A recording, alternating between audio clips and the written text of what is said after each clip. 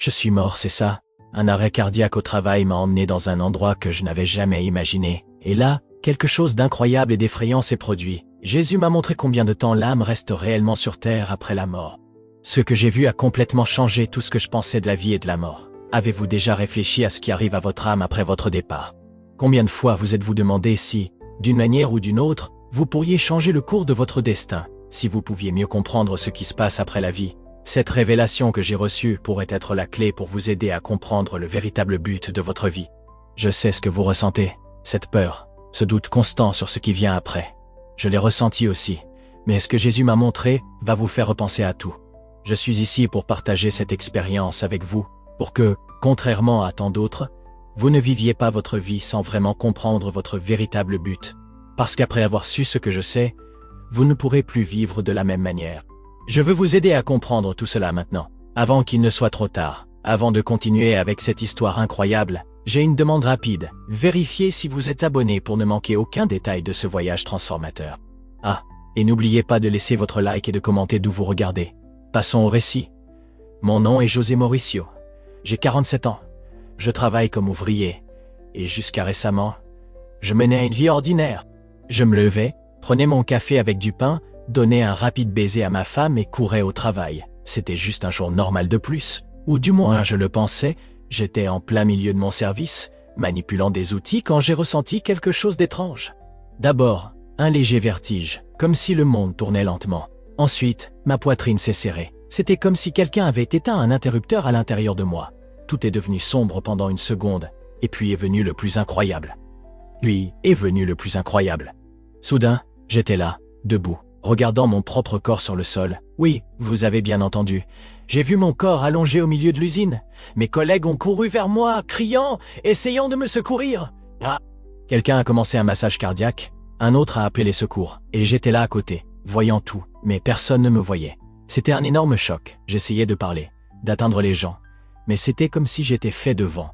Je ne ressentais pas de douleur, pas de poids, juste un mélange de confusion et d'étonnement. À cet instant, j'ai réalisé que quelque chose de très sérieux se passait. Je n'étais pas dans mon corps, et aussi impossible que cela puisse paraître, j'étais encore vivant d'une manière différente.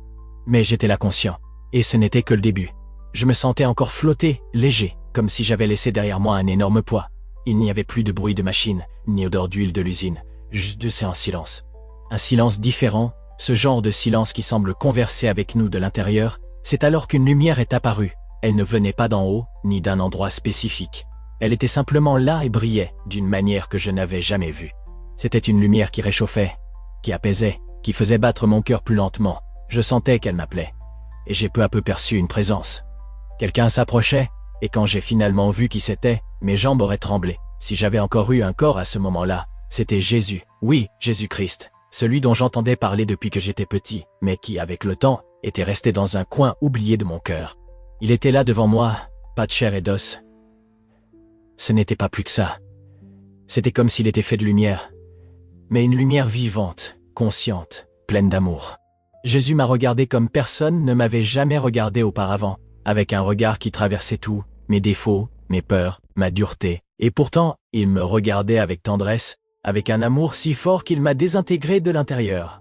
J'ai commencé à pleurer. J'ai pleuré comme un enfant perdu, qui retrouve son père après longtemps.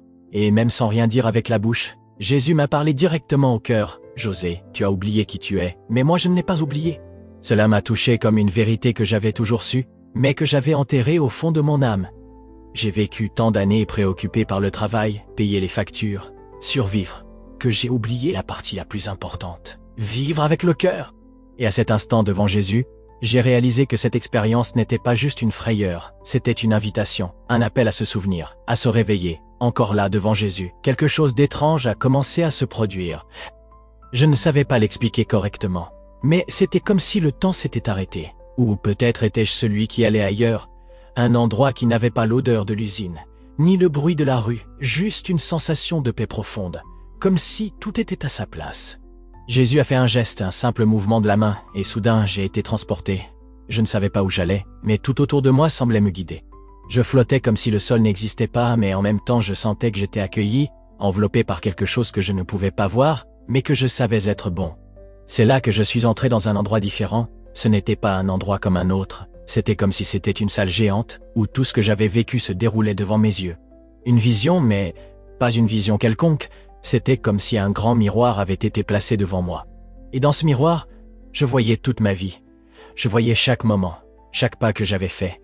Et ce n'était pas seulement les grandes choses que j'avais faites qui apparaissaient, mais même les petites, celles que je pensais que personne ne savait, celles que je gardais pour moi-même. Je me suis souvenu des bonnes choses, des mauvaises choses, des sourires que j'ai donnés, des fois où je n'ai pas souri, j'ai vu les erreurs, les mauvais choix, et aussi les bonnes décisions que j'ai prises, les personnes que j'ai aimées, celles que j'ai blessées, celles que j'ai aidées, celles que j'ai aidées, et celles que j'ai aidées, auxquelles je n'ai peut-être pas accordé l'attention qu'elles méritaient. Chaque morceau de mon histoire était là clair comme de l'eau, et ce n'était pas un jugement, ce n'était pas une critique. Il n'y avait aucune colère dans les yeux de Jésus. Il me regardait simplement avec calme, avec un sourire doux. Il n'avait pas besoin de dire quoi que ce soit, parce que tout était là, juste devant moi. J'ai réalisé qu'au cours de ma vie, j'avais toujours cherché des choses que je pensais importantes, mais qui au fond n'étaient que des échappatoires à ce qui compte vraiment. Et dans cet espace où tout était montré si clairement, je comprenais, la vie, la vraie vie, était de vivre avec le cœur, de se connecter avec l'amour, avec la compassion. Jésus était là non pas pour me blâmer, mais pour me montrer qu'il y avait toujours du temps pour changer, pour recommencer.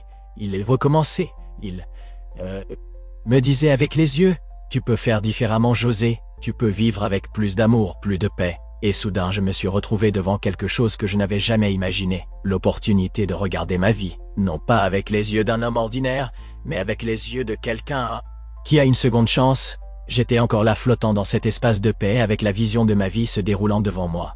Mais alors quelque chose de plus a commencé à se produire. Je sentais comme une légère brise, la présence de quelque chose de plus grand encore, quelque chose qui allait au-delà de ma propre histoire, au-delà de tout ce que j'avais vécu. C'était comme si l'univers lui-même s'alignait autour de moi. Jésus, avec ce regard calme et plein de compassion, m'a regardé, et de manière tranquille a commencé à parler. Ce n'était pas avec des mots, mais avec un sentiment si profond qu'il semblait entrer en moi. Il m'a montré, non pas de manière brutale ou agressive, mais avec douceur, que vivre n'est pas simplement exister comme je l'avais fait jusqu'à présent. Vivre n'est pas seulement passer les jours à travailler, manger, dormir, vivre en pilote automatique, comme si les jours étaient tous les mêmes. Non. Il m'a montré que vivre est bien plus que cela. Vivre, c'est comprendre que nous sommes ici pour une raison. Et cette raison est bien plus grande que n'importe quelle tâche quotidienne que je réalisais. C'était comme si un voile avait été levé de mes yeux. Était comme si un voile avait été levé de mes yeux. Je commençais enfin à voir la grandeur de tout cela. Il m'a fait comprendre que chaque moment de ma vie, chaque pas que j'ai fait, a un but.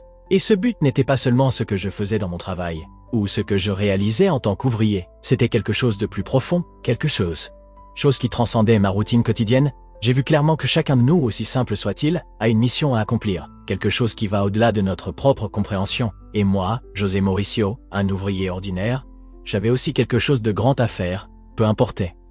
Peu importait si le monde ne connaissait pas mon nom, ou si je n'avais pas conquis de richesse ou de gloire. Ce qui importait, c'était le but éternel que je portais en moi, un but qui s'alignait avec la raison de mon existence et avec l'amour que, en vérité, nous devons tous répandre. C'était comme s'il m'avait été montré une route invisible devant moi, une route pleine de lumière que je n'aurais jamais vue si je n'avais pas ouvert mon cœur pour percevoir ce qui compte vraiment. Il ne m'a pas dit exactement quelle était ma mission, mais il m'a donné la certitude que chacun a un but, et qu'en vivant avec plus d'amour et de compréhension, ce but se révèle pas à pas. Et alors Jésus, avec ce regard plein de sagesse, m'a dit quelque chose qui est resté gravé au fond de mon âme. José, tu es ici pour vivre avec le cœur ouvert, pour servir, pour aimer. Chaque petit acte de bonté, chaque sourire, chaque geste de compassion, tout cela a un but éternel, peu importe ce que tu fais. Mais comment tu le fais? Je suis resté là à absorber chaque mot qui n'a pas été dit, mais ressenti. Et soudain, une sensation de paix encore plus profonde m'a enveloppé. Avant de continuer, juste une demande. Abonnez-vous à la chaîne. Cela nous aide beaucoup à continuer. Avant de continuer, juste une demande. Abonne-toi à notre chaîne. Ça nous aide beaucoup à continuer. Je savais que ce n'était pas juste une pause dans ma vie. J'étais appelé à quelque chose de plus grand, quelque chose que je n'avais pas compris jusqu'à ce moment, mais qui maintenant faisait totalement sens. La vie n'est pas seulement survivre. Elle consiste à accomplir un but éternel qui résonne au-delà du temps, au-delà de la mort. Alors que je réfléchissais encore aux paroles de Jésus, quelque chose de nouveau s'est produit. Une sensation de sa vie a enveloppé tout mon être, comme si j'étais accueilli dans une immense étreinte, mais en même temps, si légère qu'elle semblait ne pas avoir de fin. Et c'est alors que la vision de ma vie a commencé à se dissiper, et quelque chose d'encore plus surprenant s'est révélé devant moi. Jésus, avec son calme infini, m'a regardé à nouveau. Il semblait comprendre les questions qui surgissaient dans mon esprit, des questions que je n'avais même pas exprimées à haute voix, mais qui criaient en moi. Que se passe-t-il après la fin de la vie? C'était le doute qui me tourmentait, même sans que je réalise que j'avais cette peur. Puis, il a commencé à parler, cette fois avec un sourire serein. « José, que penses-tu de la mort? Que crois-tu qu'il arrive à l'âme après la fin de la vie physique ?» J'ai hésité, essayant de me souvenir de tout ce que j'avais entendu sur la mort. On m'avait toujours dit qu'après la mort, l'âme errerait peut-être un temps sans direction ni but, perdue quelque part d'indéfini. Je pensais que la mort était comme un grand mystère, où l'âme passait par une attente éternelle, sans savoir ce qui se passerait ensuite. Mais Jésus m'a regardé avec une expression douce, et a répondu, d'une manière qui semblait toucher le fond de mon être. « Il n'y a pas d'errance après la mort, José. La transition est immédiate. Il n'existe pas de vide où tu restes perdu ou sans but. Quand l'âme quitte le corps physique, elle est immédiatement accueillie et dirigée vers sa place due. » Ces mots ont résonné comme une vérité absolue en moi. Il n'y avait aucun doute, aucune incertitude. Je pouvais sentir la certitude, certitude dans ces paroles comme une révélation divine. La mort n'était pas une fin, mais une transition directe et pleine de but. C'était comme si l'âme était guidée par des mains invisibles vers où elle devait être, comme une rivière qui suit son cours sans se perdre en chemin. Jésus a continué avec une voix douce, mais ferme. L'âme ne reste pas aérée dans le noir. Au contraire, elle est immédiatement reçue dans le plan spirituel, où elle trouvera ce qui est nécessaire pour son apprentissage et son évolution. Ceux qui se consacrent à l'amour, à la compassion et au bien auront un chemin plus clair, guidés par la lumière des esprits qui les accompagnent. À ce moment-là, quelque chose s'est défait en moi. La peur de la mort, qui m'avait toujours accompagné silencieusement, s'est dissipée comme le brouillard au soleil. J'ai finalement compris qu'il n'y a pas d'obscurité ou d'angoisse dans l'au-delà. Il n'y a pas de vide effrayant, d'attente interminable. La mort, contrairement à ce que je pensais, n'est pas une déconnexion, mais une connexion immédiate avec quelque chose de plus grand, quelque chose qui m'accueillerait. J'ai commencé à réaliser que la mort n'est pas un événement terrifiant, mais une porte qui s'ouvre sur un nouveau voyage, guidé par l'amour et la compréhension. La transition était directe, sans délai, sans souffrance. C'était un changement naturel, comme un changement de vêtements ou un repos mérité après une longue journée de travail. Et avec cela, j'ai ressenti un immense soulagement. La peur que j'avais de la mort a été remplacée par une sensation de paix profonde. Je savais maintenant que, lorsque le moment viendrait, je ne serais pas perdu. Il y avait un voyage spirituel planifié pour nous tous et la mort n'était que le passage vers ce voyage. « N'aie pas peur, José, » dit Jésus avec un sourire accueillant. « Tu ne seras jamais seul, et l'âme trouve toujours son chemin, car elle est guidée par la lumière. » J'ai respiré profondément en sentant la légèreté de cette nouvelle vérité envahir tout mon être. La paix que je ressentais commençait à se transformer en quelque chose de nouveau, quelque chose de plus urgent. Alors que Jésus m'observait avec ses yeux pleins de compassion, j'ai réalisé qu'il y avait quelque chose d'encore plus profond à comprendre. La sensation qui m'envahissait n'était plus seulement de la tranquillité, mais un éveil, comme si quelque chose m'appelait à agir, à vivre d'une manière différente. Je les regardais presque sans mots, mais avec une question dans mon âme qui brûlait. « Que fais-je maintenant, Seigneur? Seigneur, comment puis-je vivre après tout ce que j'ai vu et compris ?» Ce n'était plus à propos de savoir ce qui se passait après la mort, mais de comment vivre tant que j'étais encore ici sur terre, avec le temps qu'il me restait. Jésus, avec son calme infini, s'est approché et a posé la main sur mon épaule. « José, l'expérience que tu vis n'est pas seulement pour apporter du réconfort, mais pour éveiller en toi un sens de l'urgence. Le temps est précieux, et chaque moment qui passe est une opportunité d'accomplir ton but. C'est de faire une différence dans le monde qui t'entoure. Ce n'est pas seulement exister, mais vivre avec intention et avec le cœur tourné vers le bien. » Ces mots ont résonné en moi comme un écho profond. J'avais toujours su au fond de mon âme qu'il y avait quelque chose de plus dans la vie, quelque chose au-delà de la routine quotidienne, des préoccupations et des défis qui me consumaient. Mais je n'avais jamais su comment trouver ce quelque chose de plus jusqu'à maintenant. Maintenant, devant Jésus, tout semblait clair. José a continué avec un regard plein d'urgence et d'amour. « Ah, la vie est brève, et tu as un rôle à jouer. Chaque action, chaque pensée, chaque mot que tu transmets à une autre personne a un impact, une vibration qui résonne dans l'univers. Ce que tu fais avec le temps que tu as maintenant est ce qui compte vraiment. » J'ai ressenti comme si un rideau s'était ouvert devant moi, révélant une nouvelle perspective sur la vie. Ce n'était plus à propos de vivre en pilote automatique, simplement exister d'un jour à l'autre. C'était à propos de vivre de manière consciente, guidé par un but plus grand en harmonie avec ce qui est divin. Mais en même temps, il y avait en moi une sensation d'urgence. Je ne pouvais plus retarder ma transformation. Je ne pouvais plus attendre pour être quelqu'un de meilleur, pour chercher ma véritable mission. Le temps passait, et je savais que chaque seconde était une opportunité unique de grandir spirituellement, de servir les autres et de contribuer au bien dans le monde. J'ai regardé Jésus avec des yeux pleins de gratitude et aussi avec une nouvelle détermination. J'ai compris, Seigneur, je ne peux plus vivre comme avant. Je vais chercher mon but et accomplir la mission qui m'a été donnée avec l'urgence que tu m'as enseignée. Jésus a souri et j'ai pu voir dans ses yeux une lueur d'approbation. Oui, José, maintenant tu sais que vivre n'est pas seulement respirer et attendre que le temps passe. Vivre, c'est transformer chaque moment, chaque choix en quelque chose qui reflète ta lumière et l'amour que tu as reçu. Quand la vision a commencé à se dissiper et que j'ai senti mon corps physique revenir, une sensation de clarté immense m'a envahi. Je savais que ma vie ne serait plus jamais la même.